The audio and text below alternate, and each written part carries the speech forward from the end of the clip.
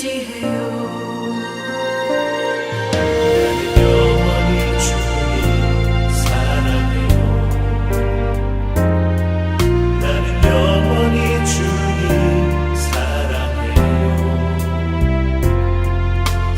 어떤 것도 나의 사랑 끊을 수 없네. 나는 영원히 주님 사랑해요. 아버지 나를 사랑하시니 나의 모든 것 주께 드려요. 아버지 내가 여기 있으니 주님 영광 위하여 써주세요.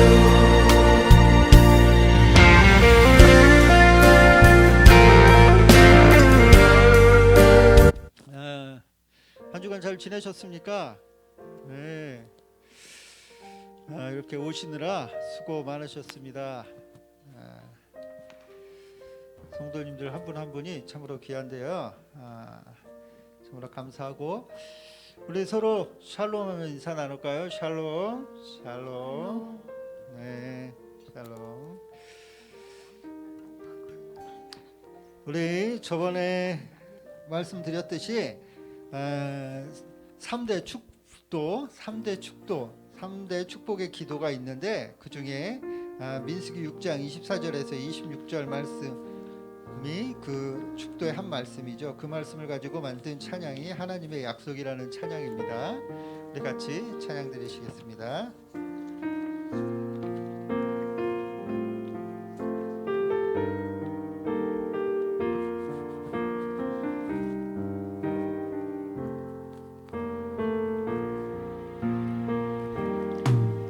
여호와는 너에게 복을 주시기를 원하며 너를 지키시기를 원하시며 여호와는 그 얼굴을 너를 향하여 드사 은혜와 평강 주시기 원하노라. 여호와는 너에게 복을 주시기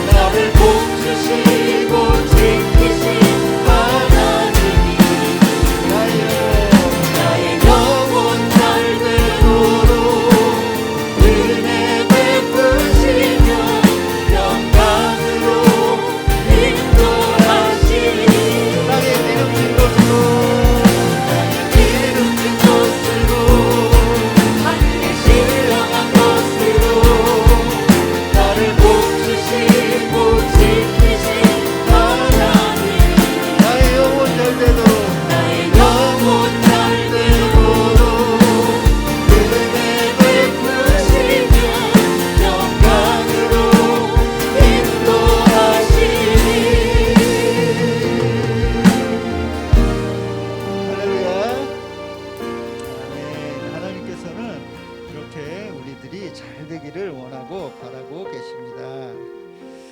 우리 말씀을 믿고 순종하며 나아가시는 여러분 되시기를 바랍니다. 다음으로 같이 찬양할 곳은 사랑의 종소리입니다. 사랑의 종소리. 이 찬양을 우리가 같이 하려는 것은 가사가 너무 좋고요. 또 새해가 시작이 되는데 밝아오는 이 아침을 환히 비춰주셔서 그 가사의 찬양입니다. 가사를 또 생각하시면서 은혜 받으시면서 같이 찬양하길 원합니다. 같이 찬양하시겠습니다.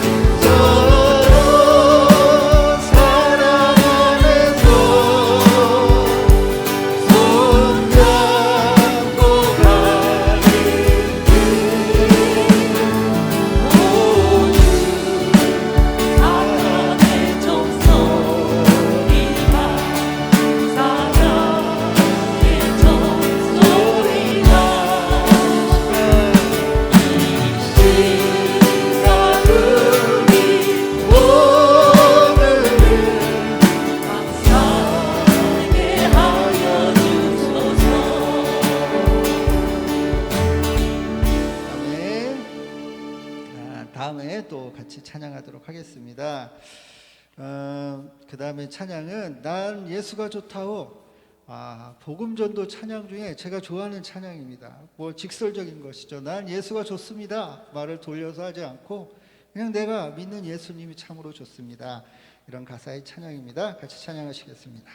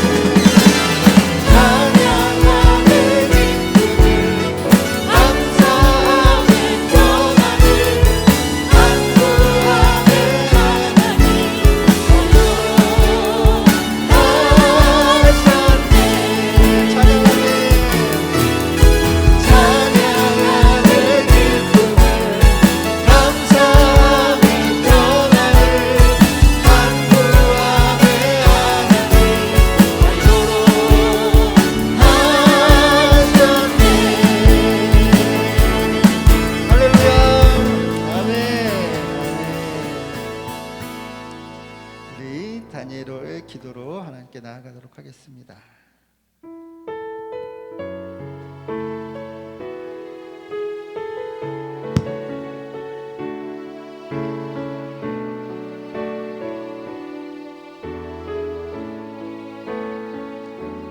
주의 보좌로 나아갑니다. 주의 얼굴 바라봅니다. 두 손을 들고 경배함으로 하나 되어 주께 나아갑니다. 주의 은혜에 목마릅니다. 주의 얼성을 사모합니다. 두려워 말라 평안하라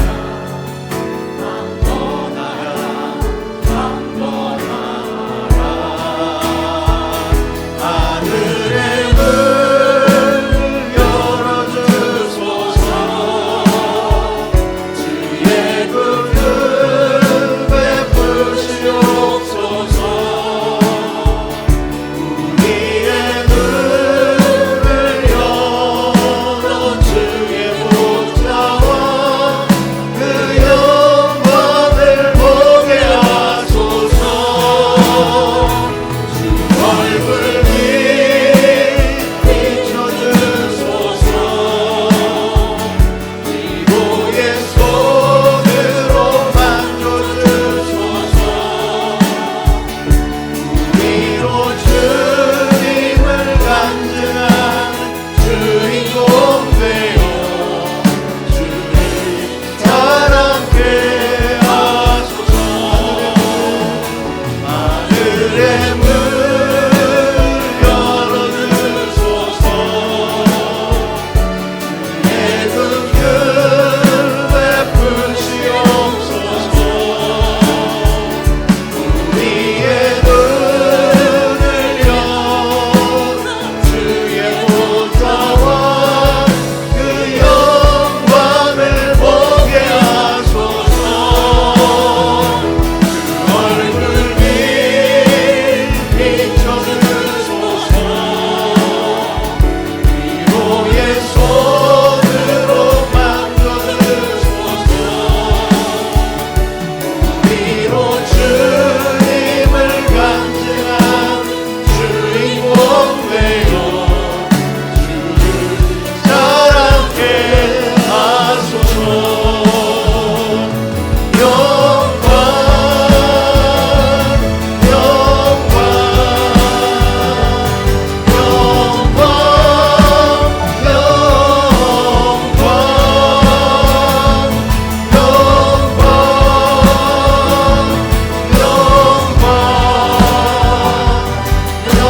영광 영광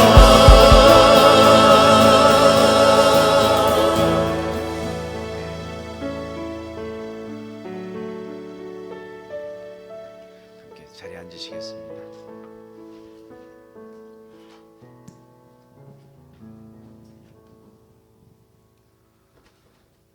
우주 만물을 창조하시고 주관하시는 주님, 2023년 새로운 한 해를 열어주시고 은혜의 자리로 인도해 주심에 감사드립니다.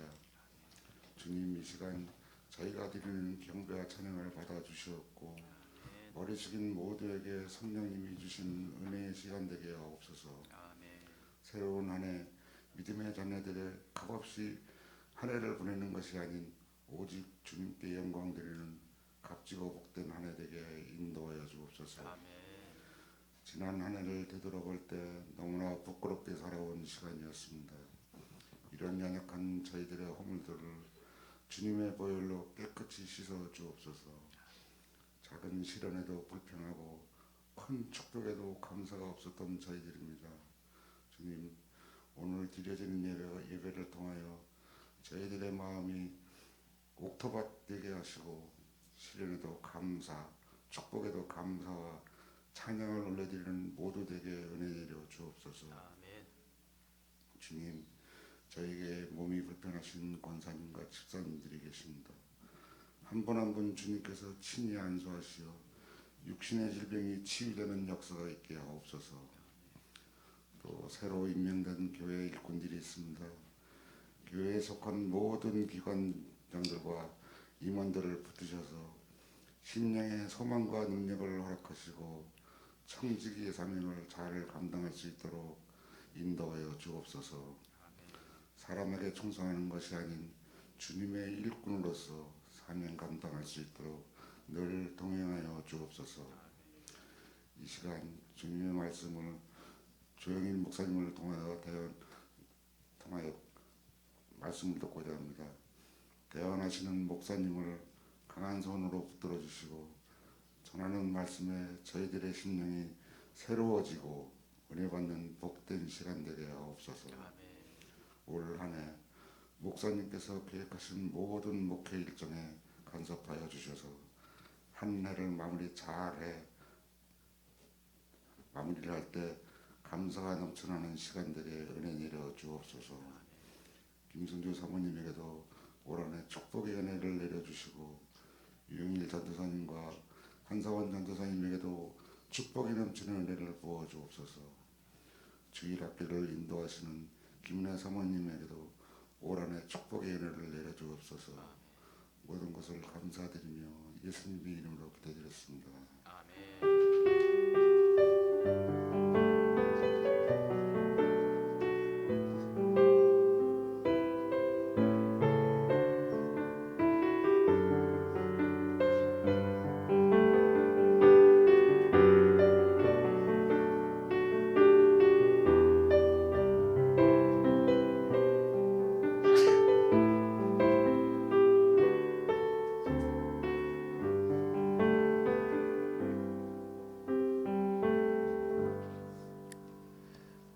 함께 우리 교동문 93번입니다.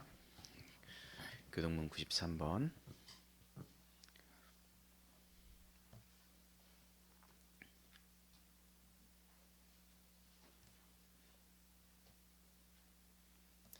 주께서 옛적의 땅에 기초를 놓으셨사오며 하늘도 주의 손으로 지으신 바니이다.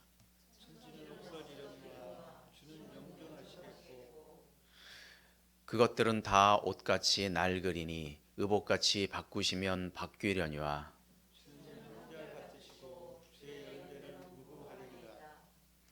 너희는 이전 일을 기억하지 말며 옛날 일을 생각하지 말라.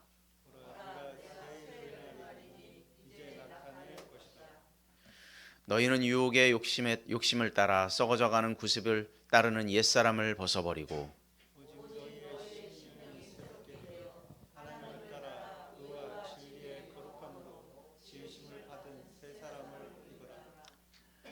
그런즉 누구든지 그리스도 안에 있으면 새로운 피조물이라.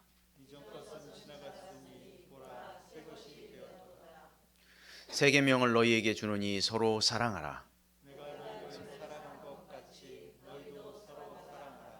아멘. 우리 찬송가 91장입니다. 함께 찬송 91장.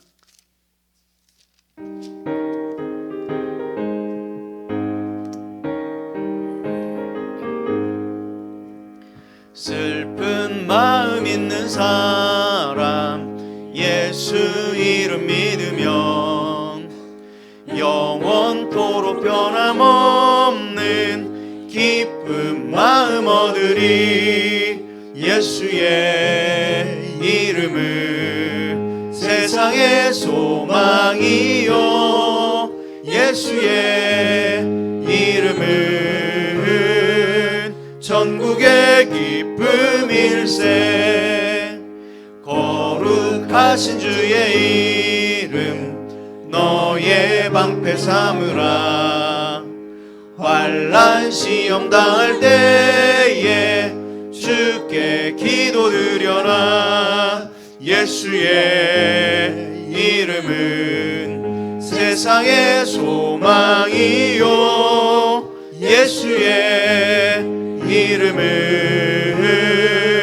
천국의 기쁨 일세 존귀하신 주의 이름 우리 기쁨 되도다 주의 품에 안길 때에 기뻐 찬송 부르리 예수의 이름은 세상의 소망이요 예수의 이름은 천국의 기쁨일세 우리 갈 길 다 간 후에 보좌 앞에 나가 왕의 왕께 경배하며 멸류관을 드리리 예수의 이름은 세상의 소망이요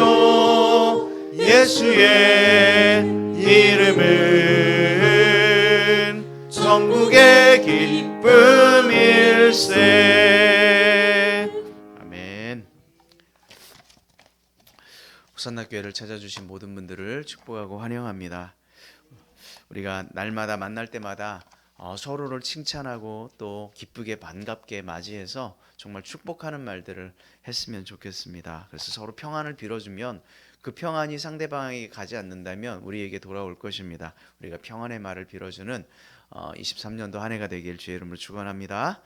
자, 우리가 말씀을 기초로 변화돼서 믿음의 삶을 살아가야 될 텐데 23년도가 밝아서 우리가 정말 새롭게 변화하는 그런 다짐을 하고 그 새롭게 변화되는 삶을 우리 모두가 살아가기를 주의 이름으로 축원합니다. 1월달 큐티책 우리 카페에 있습니다. 가져가지 못하신 분들은 챙겨가시기 바라고요. 2월부터는 큐티는 요 책을 단체로 구입하거나 이렇게 하진 않을 예정입니다. 그래서 자율적으로 진행하도록 하겠습니다. 우리가 매주일 밴드에 올라오는 큐티도 우리가 자율적으로 진행하시면 될 텐데요. 올리는 것들은 올리겠지만 진행은 자율적으로 해주시면 좋겠습니다. 약속의 말씀하고 달력 기도 카드 아직 가져가지 못하신 분이 계시면 가져가 주시고요. 그리고 기도 카드는 이제 작성을 하셔서 제출해 주시는 거예요. 그러면 제가 이제 한 해 동안 기도할 텐데요. 아직까지는 이제 제출하신 분이 계시지는 않은데 쓰셔서 한 해 동안 내가 기도 제목, 꼭 소원의 제목 꼭 기록하셔 가지고 제출해 주십시오. 그러면 기도하도록 하겠습니다.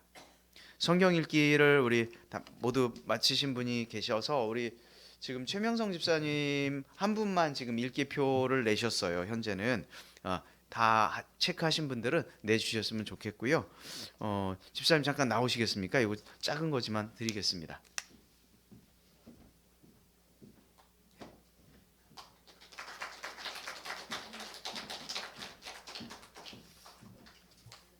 네, 선물을 한 30개 준비해 놓았으나 성경 읽기표를 제출해 주십시오. 그리고 이제 23년도에 이렇게 22년도에 있었던 헌금봉투 이제 낡은 것들을 다 버리고 23년도 걸로 다 바꿨습니다. 본인 거 이렇게 챙겨 가시면 되겠고요. 그리고 주일학교 예배는 12시 30분에 드려집니다. 그러니까 이제 처음 또 이렇게 주일학교 예배가 드려지는데 우리가 정말 관심을 가지고 기도해 주시고 협력해 주셨으면 좋겠습니다. 무엇보다도 우리가 예배가 살아야 되고 어린아이들도 정말 예배가 살아서 그 어린 생명들이 정말 무럭무럭 말씀을 통해서 예배를 통해서 자라갔으면 좋겠습니다. 1월 15일 다음 주인데요. 주일학교 예배 후에 운영위원회가 있습니다. 이거 제가 미스프린트했습니다. 주일학교 예배가 마친 후에 운영위원회가 있는데요. 각 부서 뭐 전사님들하고 각부 부장님들 그다음에 부서 회장님, 총무님 이렇게 모여서 23년도 우리가 한 해 동안 좀 할 일들을 조금 회의하고 좀 계획도 좀 하는 그런 시간을 잠깐 나누도록 하겠습니다. 다음 주 주일학교 예배 후에 모여 주시기 바랍니다. 그리고 이제 온라인 예배는 우리 유튜브에서 드릴 수 있습니다. 천안 호산나 교회로 검색하시면 됩니다. 그리고 오늘 여러 가지 또 일정 때문에 참석하지 못한 우리 교우들 가운데도 하나님의 은혜가 충만하게 임하기를 소망합니다. 이 시간 우리 김수현 자매 나와서 하나님 말씀 봉독하도록 하겠습니다. 앞에 마이크 있어요.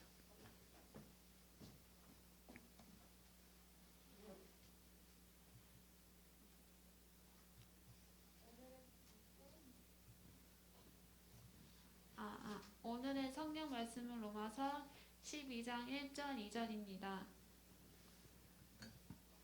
예수 그리스도의 종 비유 그러므로 형제들아 내가 하나님의 모든 자비하심으로 너희를 권하느니 너희 몸을 하나님이 기뻐하시는 거룩한 산 제물로 드러라. 이는 너희가 드릴 영적 예배니라.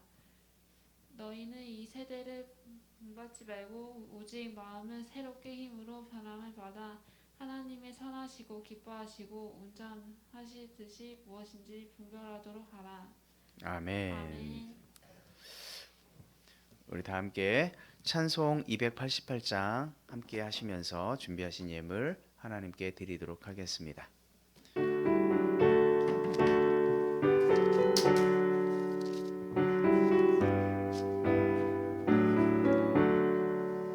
예수를 나의 구주 삼고 성령과 피로써 거듭나니 이 세상에서 내 영혼이 하늘의 영광 누리도다.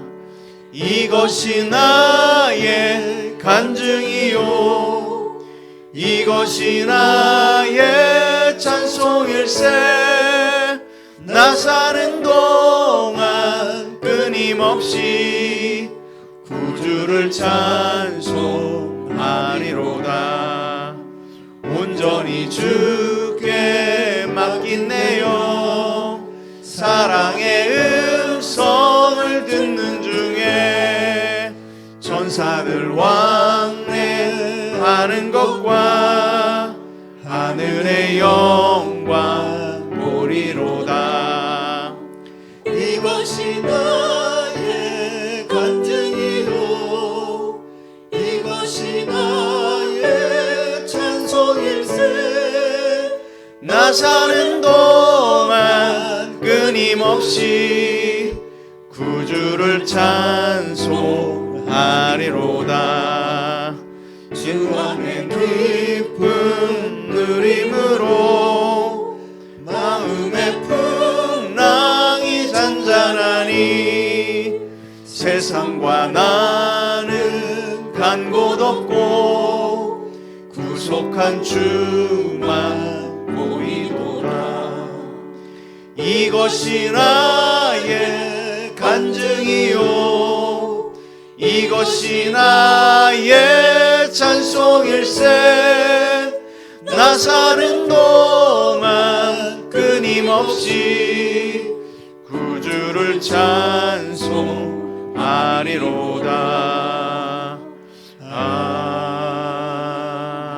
아멘.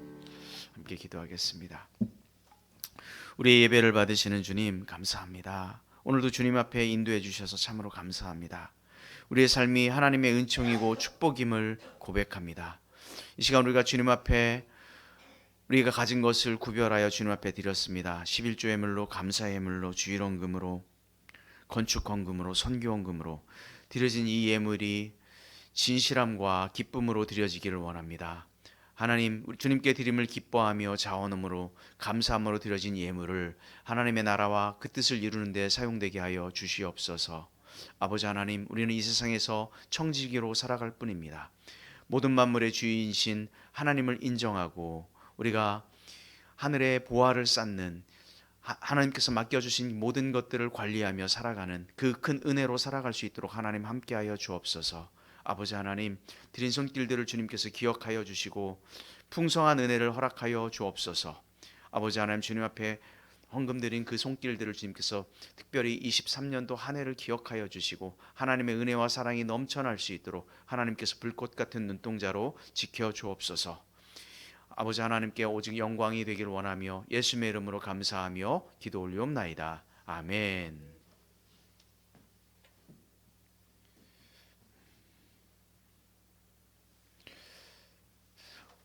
23년도 이제 우리가 오른쪽에 표어를 보면 말씀을 기초로 새롭게 변화되는 교회 이렇게 되어 있습니다.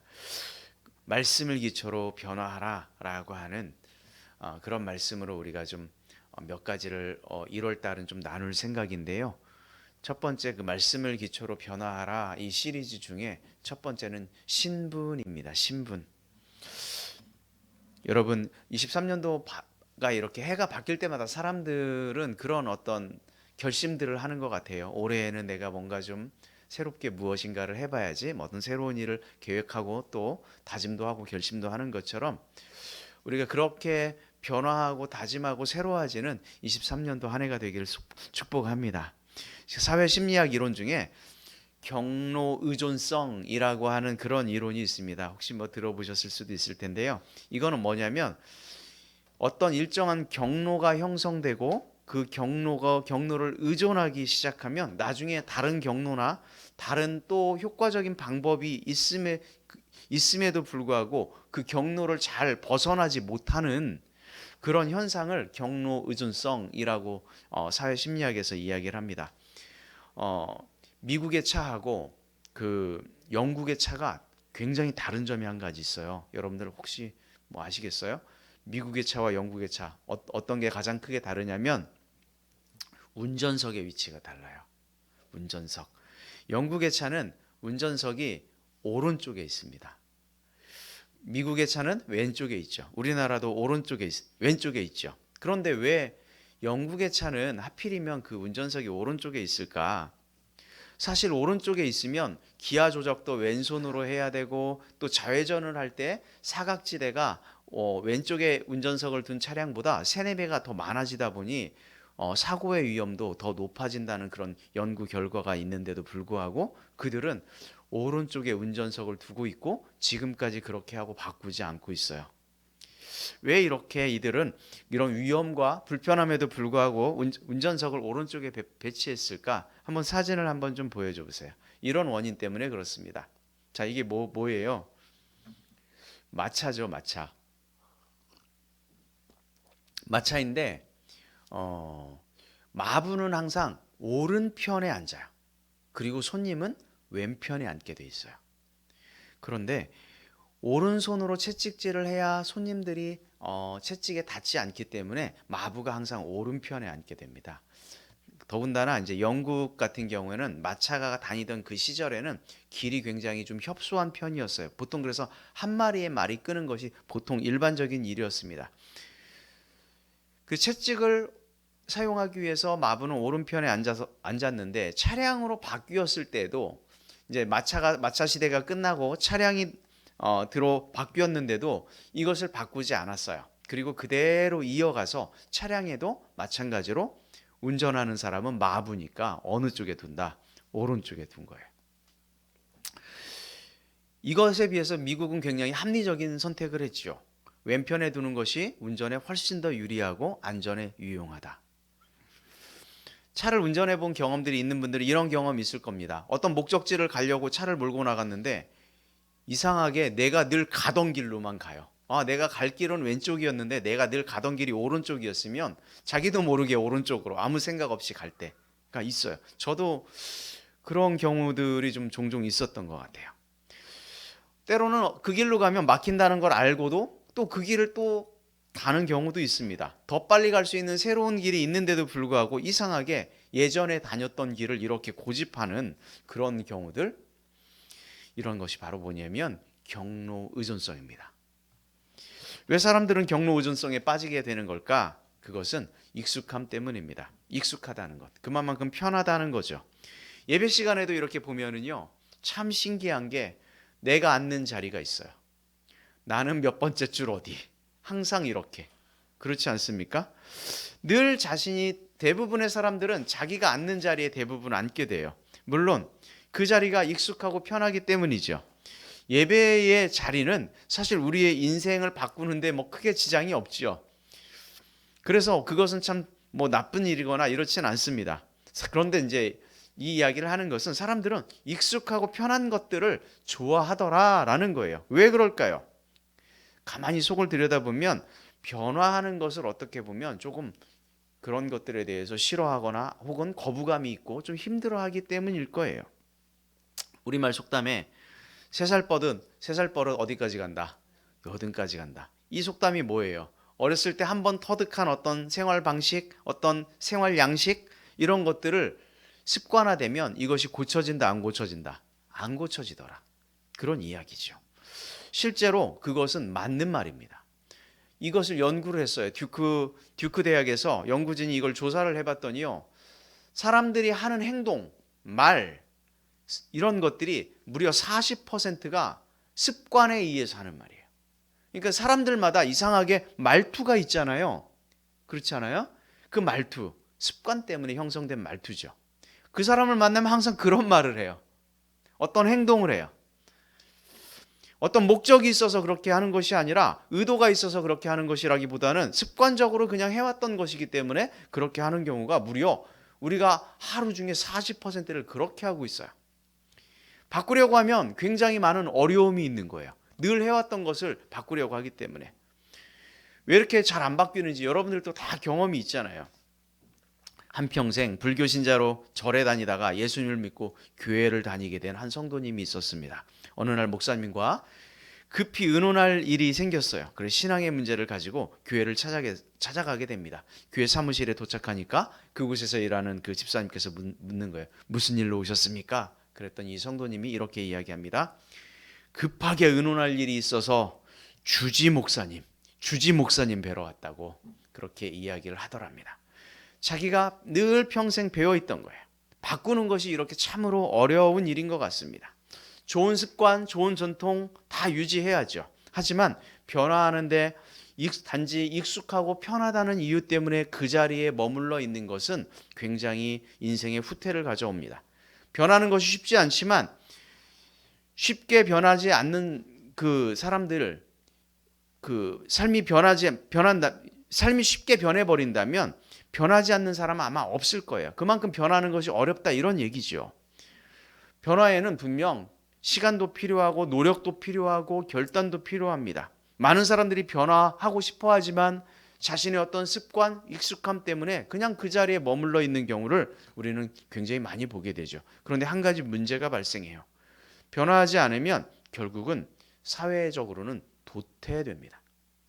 여러분 이 사진을 한번 좀 보여줘 보세요. 이거 나이 드신 분들은 다 한 번씩은 다 써봤을 거예요. 이게 뭔지 아십니까? 청년들 시대에는 없었을지도 모르는데 제가 청년이었던 그 시절에만 해도 이 코닥 필름이라고 하는 36방짜리가 있고요. 24방짜리가 있습니다. 딱 24방만 사진을 찍을 수 있어요. 심지어 내가 찍은 것을 화면으로 확인할 수도 없어요. 찍으면 끝입니다. 되돌릴 수 없어요. 지우기 이런 기능 없습니다. 저게 나왔었죠. 그래서 카메라를 들고 다녔어요. 필름 카메라를. 나중에 인화해 보면 정말 엉망인 사진들이 너무 많아서 그 당시에 실제로 쓸 수 있는 건 한 두세 장 건질 수 있을까 말까. 정말 잘 찍어야 돼요. 예전에는 사진을. 이 회사가요. 무려 몇 년 1880년도에 만들어진 회사예요. 코닥이라고 하는 회사. 전 세계 필름 시장의 몇 퍼센트를 이 회사가 점유했냐면 90%를 점유했어요. 독점이라고 보시면 됩니다. 1990년대가 들면서 뭐가 나왔느냐면 디지털 카메라가 나왔죠. 코닥은 디지털 카메라가 나왔는데 그런 출현에 대해서 굉장히 둔감했어요. 그까짓 거 이렇게 생각했죠. 그런데 설마라는 그런 생각으로 무사안일하게 대응을 했어요. 근데 어느 순간 코닥도 위기를 느끼는 거예요. 모든 시장이 디지털 카메라로 다 변화되기 시작해요. 그걸 알고 이제 나중에 코닥은 늦게 그 시장에 뛰어들었어요. 하지만 역부족이죠. 이미 다른 회사들은 이미 다 선점하고 있었고요. 2012년도 결국 어떻게 됐을까요? 그 회사는 문 닫았어요. 파산했어요. 전 세계 90%를 독점했던 회사가. 코닥은 그 급변하는 그 시장에서 아날로그 필름이 최고다. 이렇게 생각했죠. 변화에 대응하지 않았습니다. 결국 파산이라고 하는 결과를 맞이했죠. 예수님을 믿는다는 것, 믿음 생활을 할 때 우리가 당황하는 지점이 있습니다. 그게 뭐냐면 예수님을 믿는다라고 하는 것이 내 삶이 변화를 요구한다라고 하는 것을 알게 됐을 때, 예수님을 믿는다는 것이 변화구나, 이걸 깨닫게 됐을 때 우리는 사뭇 당황하게 됩니다.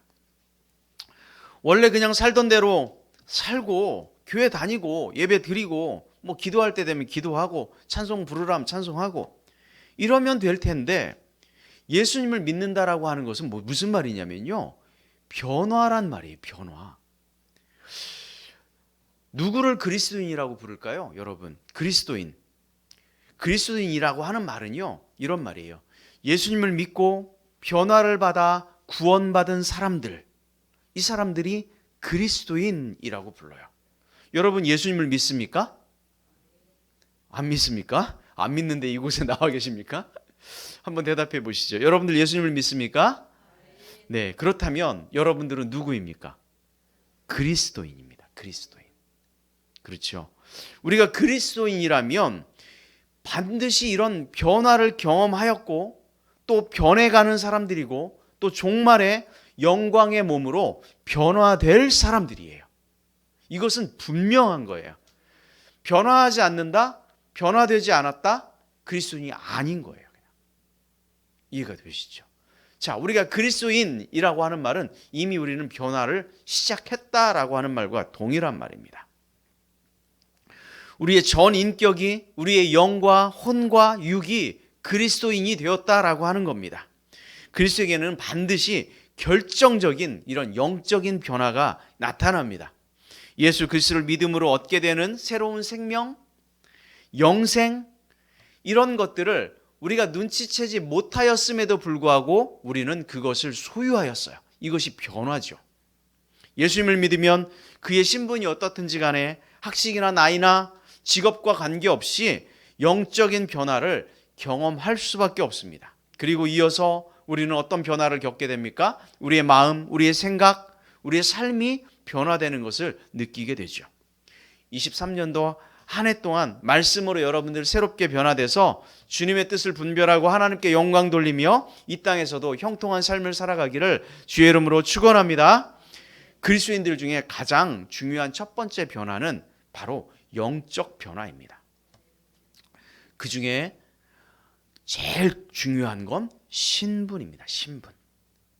이 땅에 성령에 의해서 믿음으로 주어진 그 영적인 변화, 그것은 신분입니다.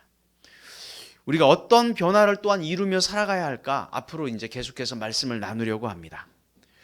코닥의 예를 우리가 생각해 보십시오. 변화되지 않으면 정말 결국은 도태되고 그 이름조차 들어보기, 다음 세대들은 그런 회사가 있었나? 이름조차 알지 못하는 그런 신세가 돼버리죠. 오늘 첫 번째 시리즈, 변화의 첫 번째 시리즈는 신분입니다. 신분. 영적인 변화의 신분의 변화를 말하는 거예요. 그러면 우리의 신분이 어떻게 변했단 말인가? 여러분들 신분증이 변한 것일까? 자, 첫 번째 한 두 가지만 말씀드리려고 합니다. 우리가 어떻게 변했는가? 같이 읽겠습니다. 시작. 새로운. 자, 우리가 어떤 신분으로 변했다는 거예요? 새로운 피조물이라고 하는 이런 신분으로 변했다. 영적 변화는 그리스도 안에서 새로운 피조물이 되는 것으로 시작합니다. 고린도 후서 5장 17절 말씀을 우리가 다 같이 읽어보도록 하겠습니다. 그런즉 누구든지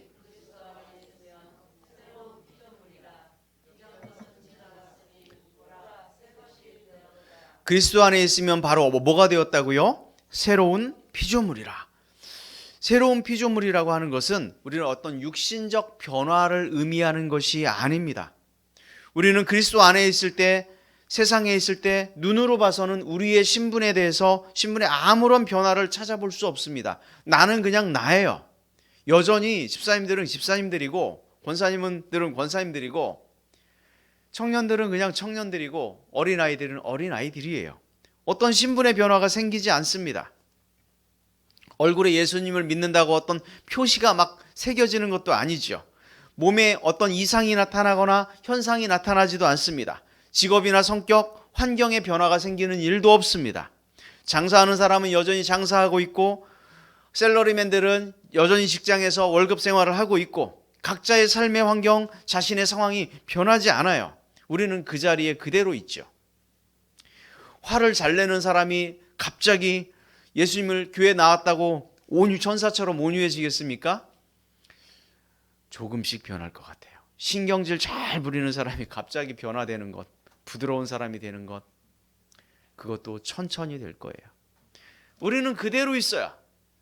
그런데 성경은 새로운 피조물 이렇게 이야기합니다. 그러면 우리는 변한 게 없는 것 같은데 도대체 어떻게 새로운 피조물이라고 하는 말이 되었을까요?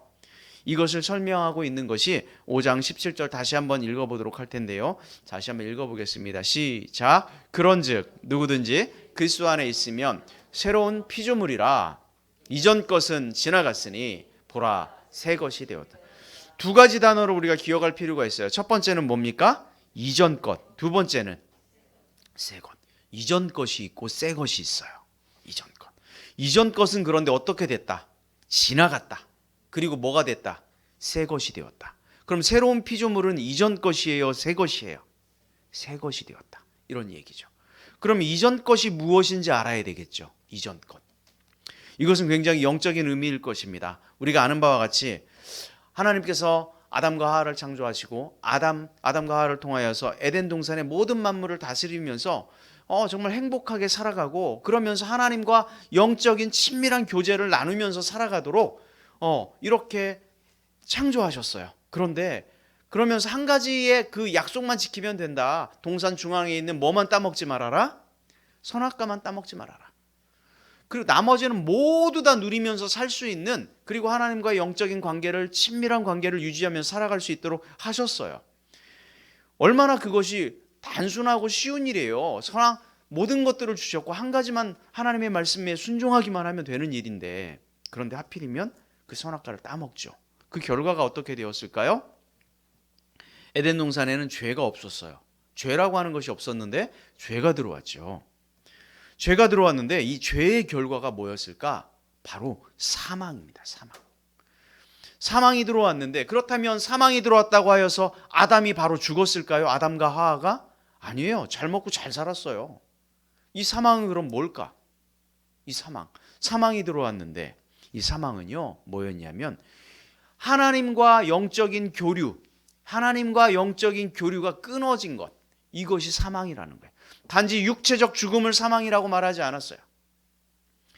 하나님과 친밀한 인격적 관계가 끊어져 버린 거예요. 에덴 동산에 그것이 찾아왔죠. 그런데 문제는 뭐냐면 이 사망이 아담의 후손인 우리들에게도 다 동일하게 전가가 되었다라는 거예요. 그러니까 이전 것은 뭐겠어요? 이전 것. 아담 안에서 죄로 말미암아 아담의 후손인 우리가 하나님과의 관계가 단절되어 버린 상태, 이게 이전 거예요. 이전 것.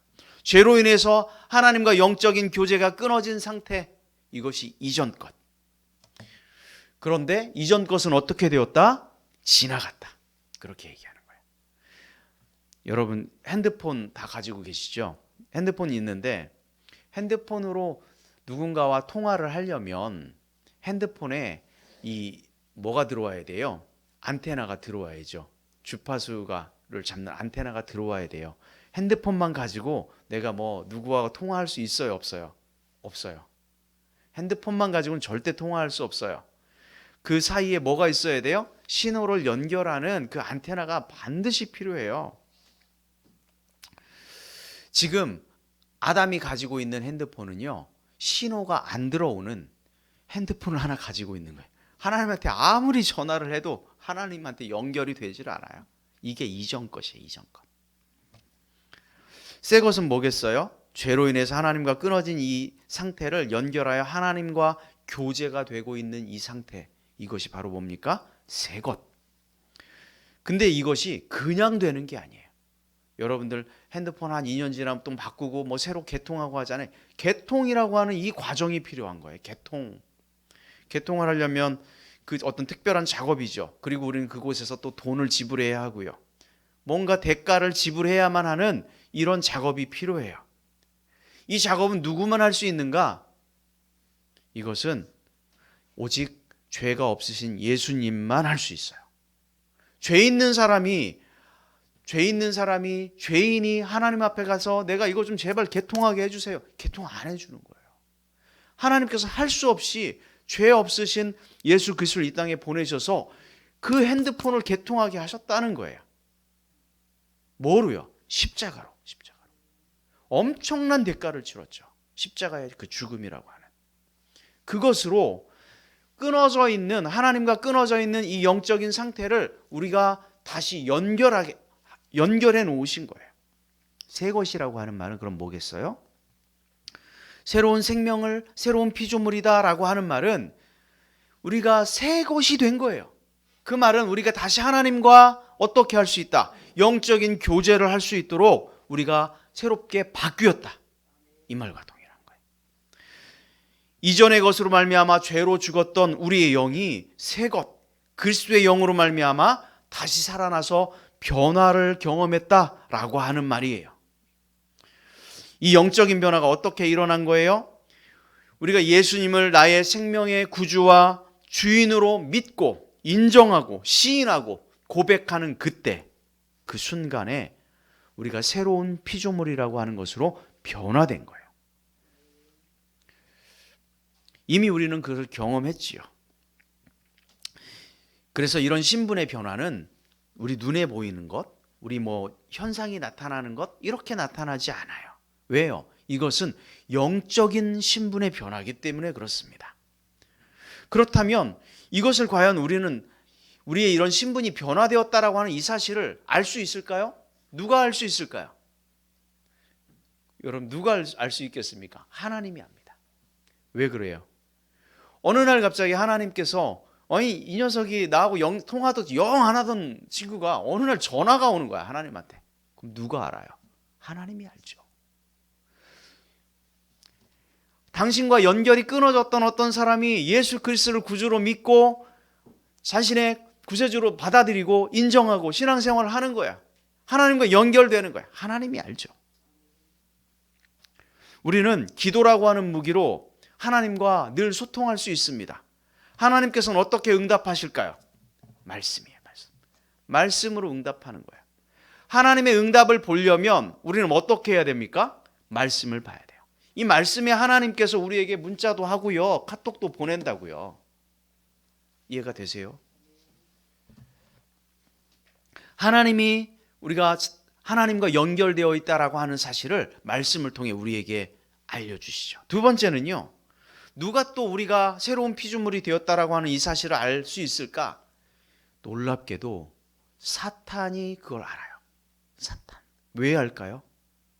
우리가 어떤 상태였으니까, 우리가 새로운 피조물이 되기 전에 어떤 상태였으니까, 이전 것이었거든요. 이전 것. 이전 것이라고 하는 말은 누구의 지배 아래에 있었다는 말입니까? 사탄의 지배. 하나님의 지배 아니면 사탄의 지배, 둘 중에 하나예요. 이전 것은 사탄의 지배 아래, 그 능력 안에 이렇게 있었다라고 하는 얘기예요. 그런데 어느 날 보니까 자기의 관리 영역에서 벗어나 버렸어요. 그럼 누가 알겠어요? 사탄이 알아요. 새로운 피조물이 되었다라고 하는 이 사실을 사탄이 알죠. 세 번째, 마지막은요, 누가 알 수 있을까? 나예요. 나. 자기 자신입니다. 여러분, 그런데 이런 질문을 해요. 아니, 내가 변화를 받았는지 난 잘 모르겠는데요. 나는 그냥 교회 나오라 하니까 그냥 나오는 거예요. 이렇게 질문할 수 있죠. 도저히 모르겠어요. 내가 변화를 받은 건지 자, 새롭게 태어난다라고 하는 것은 어떤 우리의 외모가 변하는 게 아니잖아요. 우리의 마음의 상태, 영적인 어떤 상태가 바뀌는 거예요. 그렇죠? 우리가 잘 모른다라고 느끼는 것은 왜 그렇게 할까요? 내가 이전 것으로 계속 살고 있었던 그 습관이, 그 습성이 우리 몸속에 배어 있어요. 그래서 이것이 아까도 이야기했지만, 화 잘 내는 사람이 교회 한번 나왔다고 그 다음날부터 정말 온유한 사람이 돼서 부드럽게 이렇게 하던가요? 그거 잘 안 돼요. 여전히 화내요. 그러면 이제 싸우는 거지. 아니, 교회 다닌다는 사람이 말이야, 맨날 이렇게 화만 내고 그럼 쓰겠냐고. 왜 그래요? 이전 것이 내 속에 그대로 그 습성이 남아있거든요. 이미 새로운 피조물이 되었음에도 불구하고 이전 것의 그 습성들은 아직도 내 속에 남아있어요. 그러니까 어떤 생각이 들까요? 아니, 교회에서는 분명히 목사님은 새로운 피조물이 되었다라고 말하는데 나는 여전히 이전 것이 남아있으니 내가 그것을 눈치채지 못할 수 있는 거예요. 여전히 죄의 유혹을 그대로 느끼고 있고 이전 것의 충동을 느끼고 있거든요. 그런데 한 가지 달라진 것이 있어요. 뭐냐면요. 새로운 피조물이 되었을 때는 우리가 이것이 잘못되었구나. 내가 교회를 다녀보고 말씀을 읽어보고 하니까 이게 하나님 보시기에 참 옳지 못한 일이구나. 이런 것들에 대한 마음의 자각이 생기기 시작해요. 그렇지 않습니까? 예전에는요, 내가 죄를 지어도요, 이게 죄라고 생각되지 않았어요. 당연하지, 뭐 내가 즐기고 사는데, 내 맘대로 사는데 무슨 뭐 하나님 눈치 볼 필요가 뭐가 있어요. 그런데 어느 날 내가 새로운 피조물이 되고 나니까 이건 정말 하나님이 참 이거는 책망하실 일이겠구나, 이런 마음이 들어요. 자, 이게 뭐예요? 나도 알 수 있어요. 내가 새로운 피조물이 되었다라고 하는 이 사실을 나도 알 수 있어요. 그래서 우리는 우리 속에 항상 영적인 싸움이 생겨요. 영적인 싸움. 이전 것의 상태가 너무 계속해서 우리를 유혹하고 갈등하게 하잖아요. 이걸 해야 되나 말아야 되나, 성경은 이거 하지 말라고 하는데 우리 마음속에 늘 갈등이 있죠. 왜요? 그런 어떤 습성들이 우리 몸속에서 계속 유혹하니까. 그래서 우리는 그런 걸 뭐라고 말합니까? 영적 전쟁이라고 얘기해요. 그래서 전쟁이라 그래요. 전쟁은 이겨야 돼요, 져야 돼요? 이겨야 돼요. 영적 전쟁은 어떻게 해야 됩니까? 이겨야 됩니다. 그리스도인이 지향해야 되는 어떤 삶의 목표는 영적 전쟁에서 반드시 승리인 줄 믿습니다. 유혹조차 느끼지 않는 상태가 아니에요. 우리가 세상을 살아가는데 어떻게 유혹을 느끼지 않습니까? 다 유혹을 느껴요. 그러니까 영적 갈등과 전쟁이 늘 있는 거예요. 그런데 우리의 목표는 뭐다? 영적 전쟁이 있고 갈등이 있지만 그럼에도 불구하고 우리는 어떻게 해야 된다? 이겨야 된다. 승리해야 되는 거예요. 영적 싸움에 있다라고 하는 말 자체가 바로 뭡니까? 내가 새로운 피조물이 되었구나. 내 신분이 바뀌었구나. 라고 하는 강력한 증거라는 말입니다. 저와 여러분들은 이런 변화의 싸움에서 반드시 이겨야 될 줄로 믿습니다. 언제까지 맨날 꼬꾸라지고 넘어지고 쓰러지고 자빠지고, 이제 그만하고 23년도 한 해에는 정말 제발 이기는 우리 모두가 되길 주의 이름으로 축원합니다.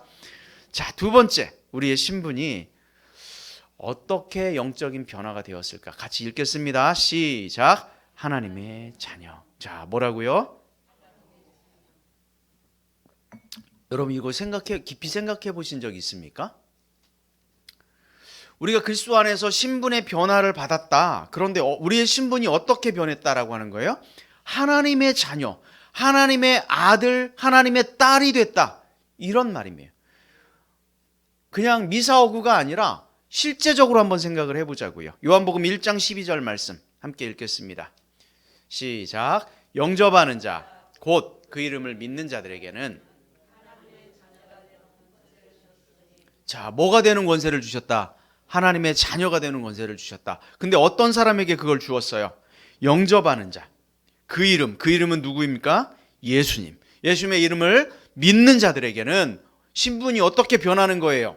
하나님의 자녀가 돼요. 심지어 하나님의 자녀가 되면 뭘 줬다? 권세를 줬다. 우리의 신분이 육체적으로 나타나고 우리 눈에 보이지 않게 변한다라고 얘기했죠. 왜요? 우리의 신분은 영적으로 변한 것이기 때문에 그렇습니다. 우리의 육신의 신분은 여전히 아담의 후손이고요. 우리 아버지, 우리 할아버지 다 그대로 계세요. 내가 하나님의 자녀가 됐다고 내가 우리 어머니, 아버지를 버리는 게 아니잖아요. 다 그대로 있어요. 변한 게 하나도 없어요. 그런데 우리의 영적인 신분, 우리 아버지가 한 분이 더 생기셨는데 그분이 하나님이에요. 자, 그것을 로마서 8장 15절에 기록합니다. 우리 함께 읽어보겠습니다. 로마서 8장 15절. 너희는 다시 무서워하는 종의 영을 받지 아니하고 양자의 영을 받았으므로 우리가 아빠, 아버지라고 부르짖느니라. 하나님을 어떻게 부른다고요? 아빠, 아버지. 아버지라고 부를 수 있다라고 하는 말은 뭡니까? 우리가 뭐가 됐으니까? 자녀가 되었다. 동일한 거죠. 자녀가 되었다. 예수님을 믿으면 하나님이 우리의 아버지가 되시는 줄 믿습니다. 우리는 하나님께서 우리를 자녀 삼으신 줄 믿습니다. 성경은 예수 그리스도를 구세주로 영접한 자들에게는 반드시 하나님의 자녀가 되는 권세를 주셨다라고 앞서 이야기한 것처럼 베드로전서 2장 9절에도 이렇게 이야기해요. 너희는 택하신 족속이요 왕 같은 제사장들이요 거룩한 나라요 그의 소유된 백성이니. 하나님께서 우리를 창세전부터 선택한 족속으로 택하신 하나님의 백성이라고 기록하고 있습니다. 우리가 육신의 신분을 가지고는요, 육신의 신분, 변화되지 않은 그 신분으로는 절대로 할 수 없는 게 한 가지 있는데요. 육신의 그 신분증을 가지고는 그 신분증을 아무리 보여줘도 천국에 갈 수 없다는 거예요. 천국에 들어갈 때 우리의 분명히 신분증을 보여줘야 될 텐데 내가 가지고 있는 그 신분증이 뭐가 필요할까요? 여러분들 뭐 주민등록증 내봐야 천국에 가는 거 아니에요. 육신의 신분증 100장 1000장 있어도 못 간다고요. 어떤 신분증이 필요해요? 하나님의 자녀라고 하는 이 신분증이 필요한 거예요. 여러분 생각해 보십시오. 저희 집에 저희 아이들이 들어올 때 그들이 우리 아이들이기 때문에 비밀번호를 다 알려주고 들어오라고 하는 거예요. 도둑이 들어와 비밀번호를 알려주면 돼요, 안 돼요? 말도 안 되는 일이죠. 그 신분증이 필요해요. 하나님이 계신 곳은 어떤 곳입니까? 하나님 나라예요. 이곳에 들어올 수 있는 사람은 분명히 누구만 들어올 수 있어요. 하나님의 자녀 외에는 들어올 수 없어요. 그런 영적 신분증, 그런 영적 신분으로 우리가 바뀌게 된 줄로 믿습니다. 사진을 하나 좀 보여줘 보세요. 자, 이거 참 기가 막힌 사진 같아요.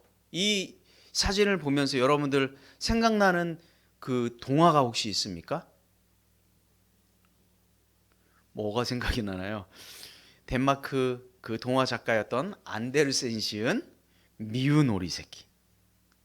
이게 그거예요. 그거를 한마디로 표현하면 이거예요. 물 위에 떠다니는 건 미운 오리 새끼고요. 그 속 안에 뭐가 감춰져 있죠? 백조가 감춰져 있죠. 어린 백조가 자신이 백조인 줄 모르고 오리 새끼들 틈바구니에서 구박받고 막 살아요. 그러다 다행히 자신이 백조인 것을 나중에 알게 되고 나중에 어떻게 됩니까? 창공을 향해 날아가게 됩니다. 자기가 백조라고 하는 의식을 갖지 못했을 때는 오리처럼 그냥 똑같이 행동했어요. 매일 땅 아래에 있는 먹이만 주러 다니는 거예요. 하늘을 난다는 건 생각이나 했겠습니까? 하늘을 날아다니는 백조를 보면서 늘 부러운 마음만 가득했어요. 그러나 자기가 백조다라고 하는 이 의식을 갖게 되고 나서 마침내 다른 백조들처럼 자신이 하늘을 날아가는 거예요. 우리도 마찬가지죠. 하나님은 나의 아버지시고 나는 하나님의 자녀다라고 하는 이런 신분의식을 우리가 반드시 가져야 합니다. 만약 하나님의 자녀다라고 하는 영적 신분의식이 부족하면 어때요? 오리처럼 행동하는 거죠. 세상에 있는 것과 똑같이 매일 땅에 있는 거 주스러 다니고 그거 왜 하지 않는 거예요? 그게 다라고 생각하는 거죠. 땅만 보다가 하늘을 날아다니는 그 사람들을 보면서 부러워하는 거죠. 죽으면 다 끝이지 무슨 천국이 있어. 하늘을 생각하지 못하는 거죠. 오리처럼. 여러분, 우리의 신분이 하나님을 아버지라 부를 수 있는 하나님의 자녀다라고 하는 이 사실을 여러분 자랑스럽게 생각하시고 기쁘게 생각하시길 주의 이름으로 축원합니다. 영적 신분이 우리가 그렇게 변했다라고 하는 거예요. 하나님의 자녀는 이런 신분 의식이 확실해지면 그때부터 정말 하나님의 자녀로 살아갈 수 있게 되죠. 은혜를 사모하게 되고요. 말씀을 묵상하게 되고 하나라도 말씀대로 좀 살아내려고 변해보려고 노력하게 되죠.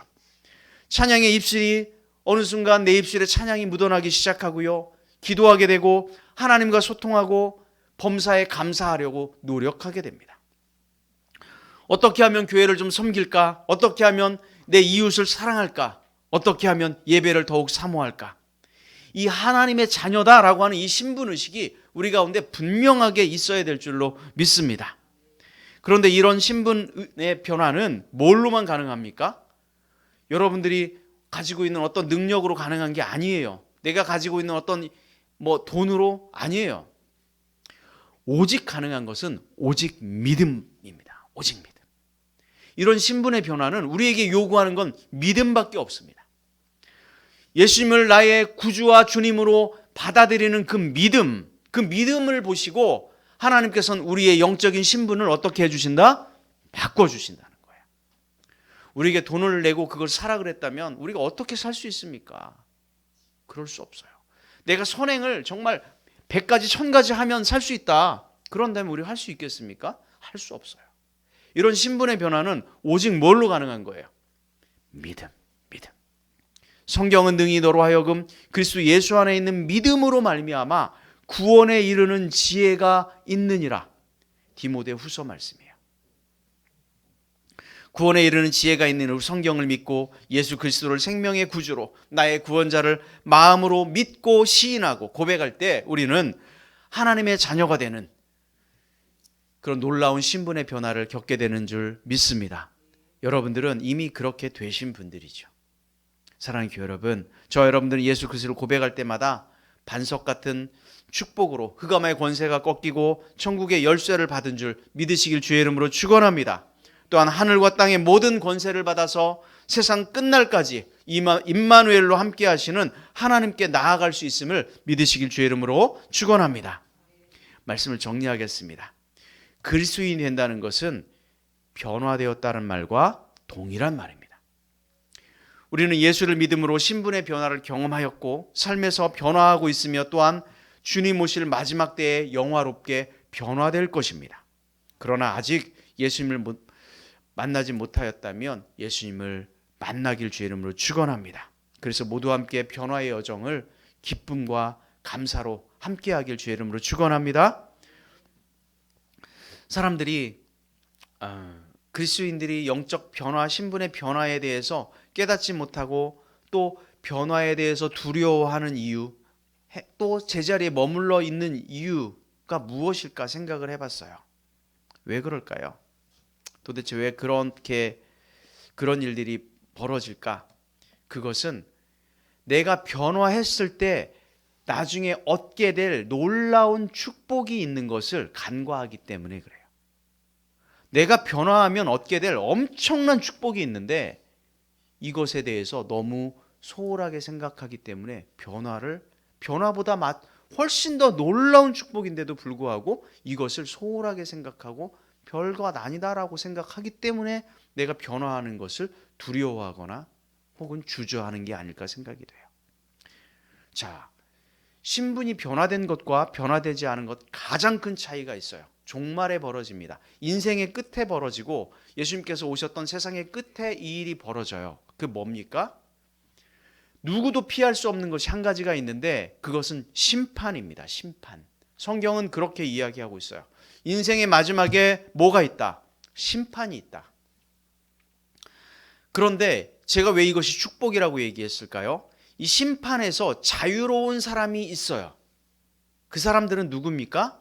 영적인 하나님의 자녀, 하나님의 아들, 새로운 피조물이 된 사람들은 이 심판에서 어느 길로 가는 거예요? 천국으로 가는 거고요. 이 심판에서 이런 신분증이 없는 사람들은 어떻게 됩니까? 죄송하지만 천국에 들어갈 수 없어요. 그렇다면 이렇게 놀라운 축복을 받은 축복이 우리 인생의 끝에 기다리고 있는데 왜 우리는 내가 변화하는 것 그게 좀 귀찮다고 조금 힘들다고 그것을 주저할까요? 왜요? 그런 축복보다 내가 변화하는 것이 더 귀찮다고 생각하기 때문 아닙니까? 그렇지 않아요? 천국의 그 영원한 생명책에 우리의 이름이 한 분 한 분 다 기록이 돼 있어요. 그런데 영원한 신분증을 가지고 있는 이 사람들은 이 생명책에 기록된 그 이름이 절대로 지워지지 않는다라고 하는 거예요. 그러므로 이 땅에서 우리가 살아갈 정말 이 사실을 믿고 살아간다면 이 땅에서도 우리가 행복하고 기쁘게 살아갈 충분한 이유가 되지 않겠습니까? 변화를 두려워하지 마십시오. 변화보다 훨씬 더 놀랍고 큰 축복이 여러분들의 인생 가운데 있습니다. 절대 손해에 나는 그런 장사가 아니잖아요. 정말 수지 맞는 장사예요. 내가 조금만 변화한다면. 우리 모두는 믿음으로 변화를 경험하고 말씀으로 새롭게 변화돼서 23년도 새해에는 이왕 신앙생활 하는 거 맨날 넘어지고 쓰러지고 자빠지고 주저앉지 말고요. 진짜 멋있는 신앙생활 했으면 좋겠습니다. 그래서 하나님 앞에 우리가 섰을 때 착하고 충성된 종아 정말 잘하였도다. 우리가 모두 이 음성 듣고 하나님으로부터 칭찬받는 그런 귀한 성도들 모두 되길 주의 이름으로 축원합니다. 여러분들 굳게 믿으십시오. 나는 새로운 뭐다? 새로운 피조물이다. 나는 또 누구다? 하나님의 자녀다. 여러분 이거 굳게 믿고 살아가십시오. 그러면서 이 말씀대로 살아가려고 애쓰는 이런 한 해 되길 주의 이름으로 축원합니다. 이 시간 함께 자리에 일어나셔서 조금 늦었지만 찬송하겠습니다.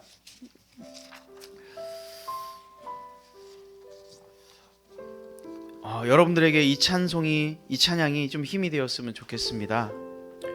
오늘 말씀 나눈 것처럼 힘들고 지치고 낭망하고 넘어지고 일어날 힘이 없을 때 주님께서 우리의 손을 붙잡아 주시고 우리가 눈물을 흘릴 때 그 눈물을 닦아 주십니다. 그리고 말씀하세요. 너는 내 아들이고 너는 내 딸이라고, 하나님의 자녀라고. 가사를 생각하며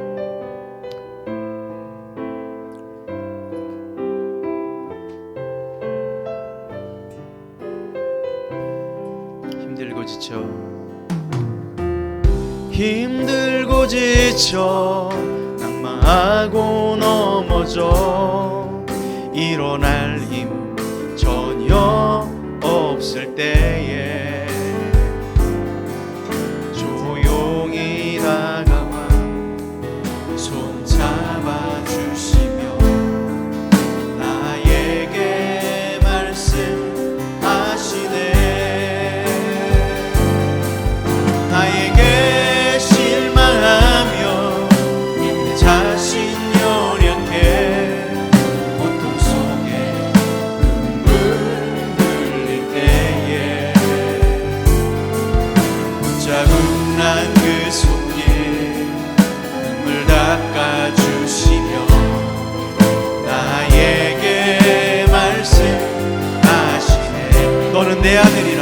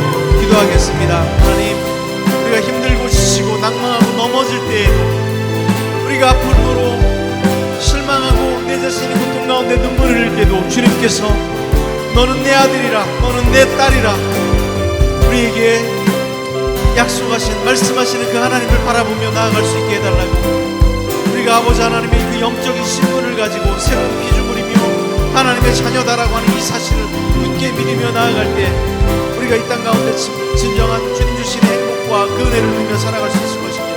함께 기도하며 나아갑니다. 함께 기도합니다. 아버지 하나님 감사합니다. 아버지 하나님, 때로 우리 가운데 힘들고 지치고 낭망하며 쓰러지며 주저앉고 싶을 때도 있지만 아버지 하나님, 주님께서 우리의 손을 붙드시는 것을 우리가 믿고 나아가게 하여 주옵소서. 우리의 눈물을 닦으시는 그 주님을 바라보게 하여 주옵소서. 아버지 하나님이여, 주님께서 너는 내 아들이라, 너는 내 딸이라 말씀하신 그 말씀 듣고 우리가 살아가는 우리의 삶이 될 수 있도록 하나님 아버지 붙들어주시고 인도하여 주시옵소서. 아버지 도와주시고 인도하여 주옵소서. 하나님 감사합니다. 너는 내 아들이라, 내 딸이라 말씀하신 그 하나님의 음성 듣고 우리가 살아갈 수 있도록 아버지 하나님 인도하여 주옵소서.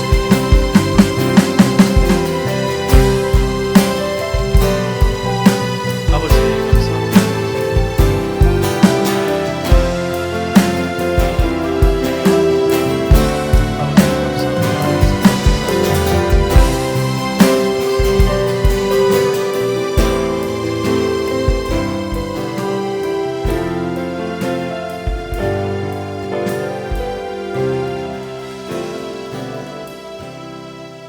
하나님 아버지 감사합니다. 너는 내 아들이라, 너는 내 딸이라. 이전 것은 지나갔으니 보라 새 것이 되었도다. 하나님, 우리가 하나님의 자녀로 새로운 피조물로 이 땅을 살아갈 수 있도록 하나님 도와주옵소서. 살아가는 가운데 우리 가운데 넘어지고 정말 힘든 일도 있고 그때마다 주님께서 우리에게 손잡아 주시는 그 주님을 바라보게 하여 주옵소서. 우리의 눈물을 닦으시는 그 주님을 바라보며 우리가 하나님의 자녀로서 새로운 피조물로 이 땅 가운데 승리하는 삶을 살아갈 수 있도록 하나님 붙드시고 인도하여 주옵소서. 이제는 예수 그리스도의 은혜와 하나님 아버지의 놀라우신 사랑하심과 성령님의 교통하시며 내주하시며 동행하심의 역사가 새로운 피조물로 하나님의 자녀로 이 땅 가운데 살아가기를 원하는 당신의 자녀들 머리 위에 이제로부터 영원토록 함께하기를 간절히 축원드리옵나이다. 아멘. 아멘.